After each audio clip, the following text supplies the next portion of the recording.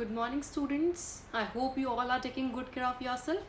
Okay, students, today also we'll be continuing with our chapter, that is chapter number 2 of democratic politics. What is democracy and why democracy? Today we'll be completing our chapter by doing the last topic, that is broader meaning of democracy. Again, at the end of the video there is a test, so you have to give me your answers in the comments. So with that say, let's get started. Yes, students, so let's continue chapter number 2 of democratic politics. What is democracy and why democracy? Today we'll be completing this chapter by doing this particular topic, broader meaning of democracy. This is the last topic of this chapter. So today we'll be completing it, and from tomorrow we'll be starting with a new chapter of geography, that is climate.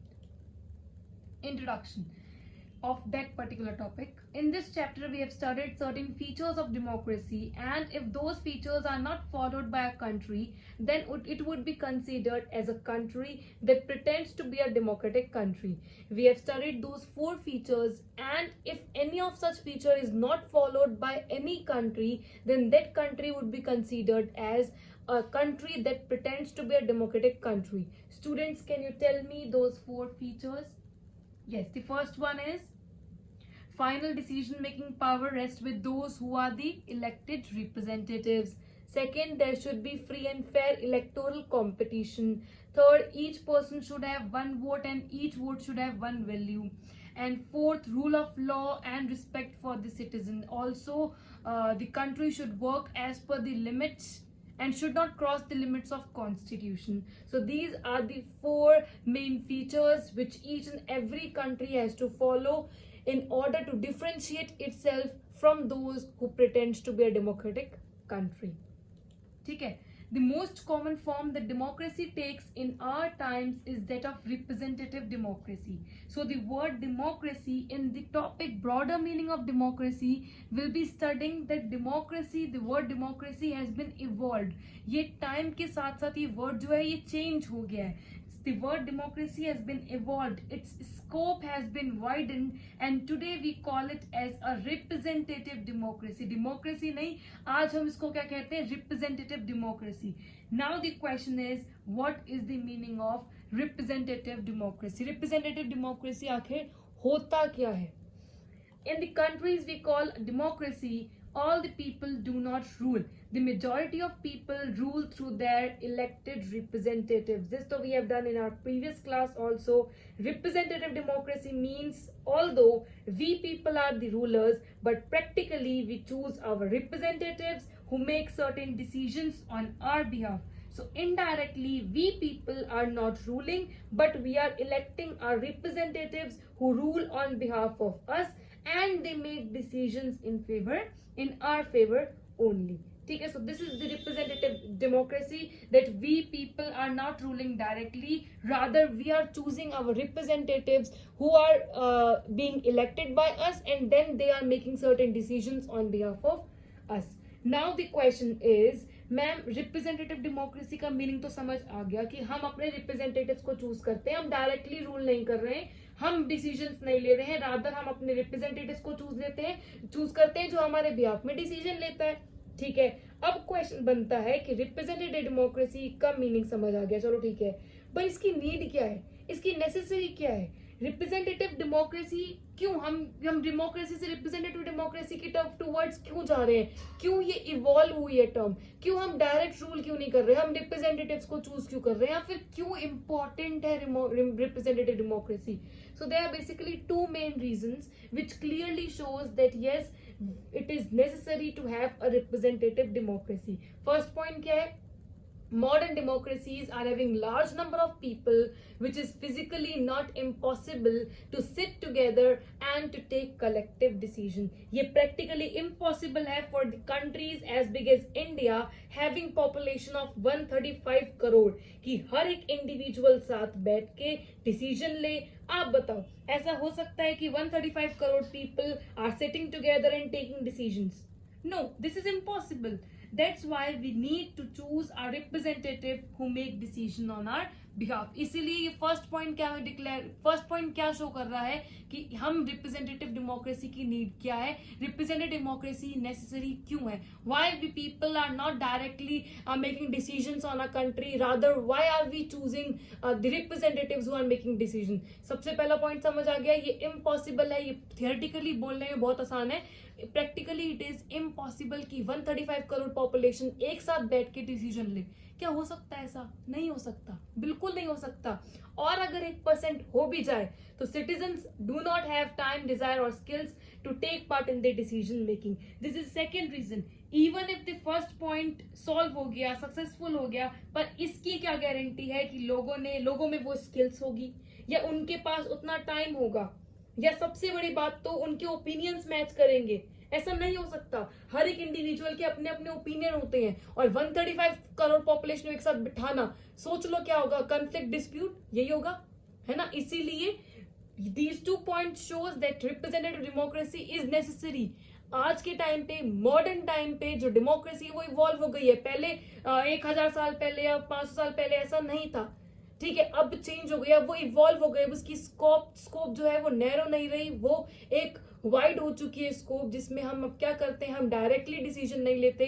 हाँ, हम ये कहेंगे कि rule of people होता है democracy, पर ये rule में थोड़ा सा थियोरेटिकली तो हम कह सकते हैं, पर प्रैक्टिकली डायरेक्ट रूल नहीं है ये। हम रिप्रेजेंटेटिव को चूज करते हैं, वैसे एक ही बात हुई, हम रिप्रेजेंटेटिव को चूज कर रहे हैं और वो हमारे बिहाफ में डिसीजन ले रहे हैं। अगर डिसीजन नहीं लेते तो हमको हमारे मिस्टेक्स को सॉल्व करने के चांसेस भी मिल जाते हैं, क्योंकि जो गवर्नमेंट है वो परमानेंट नहीं रहती, कुछ भी चीज परमानेंट नहीं है डेमोक्रेसी में, वो चेंज होती रहती है।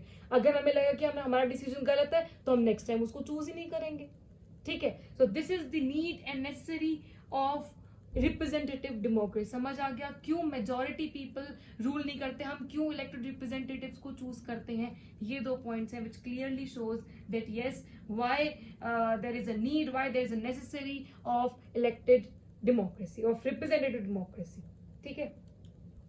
अच्छा, अब ये 2 पॉइंट और वो 4 फीचर्स की हेल्प से हमने डेमोक्रेसी और नॉन डेमोक्रेसी में तो डिफरेंशिएट किया, but we need to differentiate between a democracy and a good democracy। हमको मेन डिफरेंस किसमें करना है, डेमोक्रेसी और गुड डेमोक्रेसी के बीच में।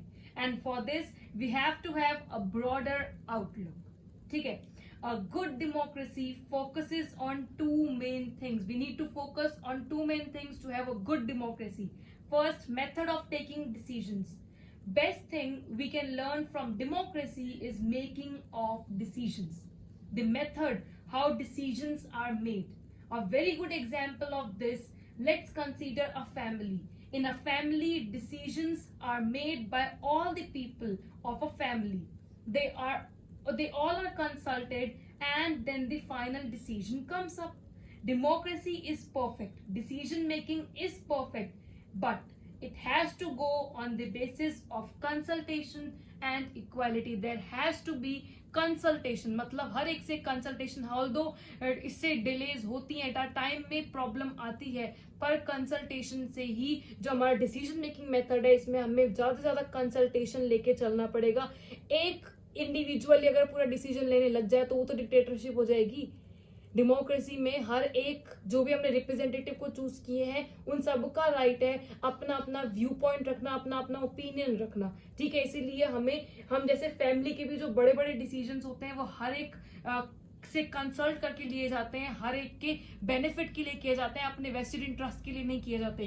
सिमिलरली हम कंट्री को भी एक फैमिली की तरह ही माने, हम फ्रेटर्निटी का कंसेप्ट फॉलो करें, और हम ये देखें कि चाहे डिसीजंस में डिले हो रही है, चाहे डिसीजन थोड़े लेट आ रहे हैं, पर अगर कंसल्टेशन नहीं होगी, इक्वालिटी नहीं होगी, तो वो डिसीजंस अच्छे नहीं निकलेंगे, उसमें दिक्कत आएंगी, बाद में प्रॉब्लम्स आने से अच्छा है कि अभी थोड़ा टाइम कंज्यूम कर लो, है ना, नहीं तो बाद में तो और ज्यादा टाइम मिलेगा अगर डिसीजन में कुछ भी प्रॉब्लम आ गई।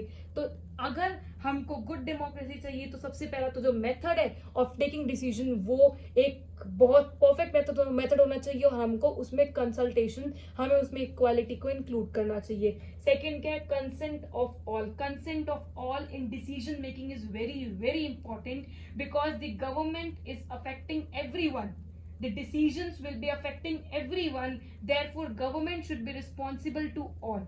No matter if anyone is rich or poor, consent or agreement of everyone is important. Then only we can say that this is a good democracy. हर एक का consent, हर एक का agreement, क्योंकि democracy में जो government है, government का हर एक decision एक एक individual को affect करता है, इसीलिए हर एक individual का consent लेना, एक equality होनी चाहिए. ये नहीं कि मैं rich हूँ, मैं poor हूँ, ये differentiation नहीं होना चाहिए. हर एक का agreement होना चाहिए, हर एक का approval होना चाहिए, हर एक का consent होना चाहिए. Then only we can say that this democracy is a good democracy. ठीक है. अच्छा, हम लोग हमेशा डेमोक्रेसी को आइडियल स्टैंडर्ड से कंपेयर करते हैं कि डेमोक्रेसी हंगर मिटा देगी, पॉवर्टी मिटा देगी, कोई पुअर नहीं रहेगा. बट एक्चुअली में no country is a perfect democracy.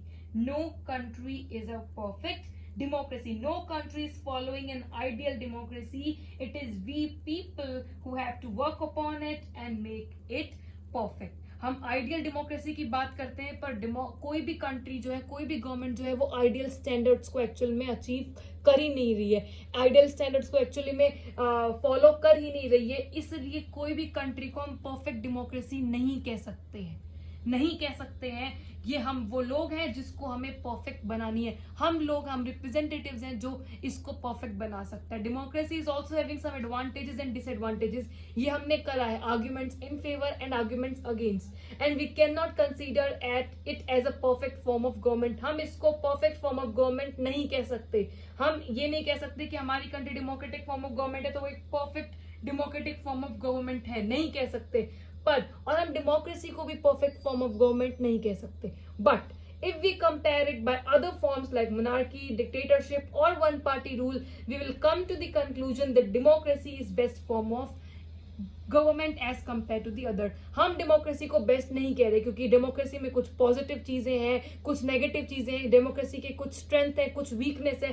हम डेमोक्रेसी को परफेक्ट नहीं कह सकते. पर जब हम डेमोक्रेसी को अदर फॉर्म ऑफ गवर्नमेंट से कंपेयर करते हैं, चाहे मोनार्की ले लो, डिक्टेटरशिप ले लो, वन पार्टी रूल ले लो, इन तीन फॉर्म ऑफ गवर्नमेंट से कंपेयर करते हैं तो सबसे बेस्ट फॉर्म कौन सी निकल के आती है? Democratic form of government. इसीलिए हम कहते हैं डेमोक्रेसी क्या है? एक बेस्ट फॉर्म ऑफ गवर्नमेंट. हम ये नहीं कह रहे कि डेमोक्रेसी में कोई डिसएडवांटेज नहीं है, हम ये नहीं कह रहे कि डेमोक्रेसी कोई वीकनेस नहीं है. हाँ, वीकनेस है, पर जो अदर फॉर्म ऑफ गवर्नमेंट है उससे तो फार बेटर है डेमोक्रेटिक फॉर्म ऑफ गवर्नमेंट. इसीलिए हम डेमोक्रेटिक फॉर्म ऑफ गवर्नमेंट को चूज करते हैं और डेमोक्रेटिक फॉर्म ऑफ गवर्नमेंट को कहते हैं बेस्ट फॉर्म ऑफ गवर्नमेंट. समझ आ गया? ठीक है. The test time question, there's only one question. Which form of government is best? You have to tell me either it is A, democracy, B, dictatorship, or C, monarchy. Which form of government is best? Democracy, dictatorship, or monarchy? You have to tell me the answer in the comments. A, B, or C. That's it for today. I hope you understood everything. And if you have any doubts or queries, feel free to ask me. Thank you and bye-bye.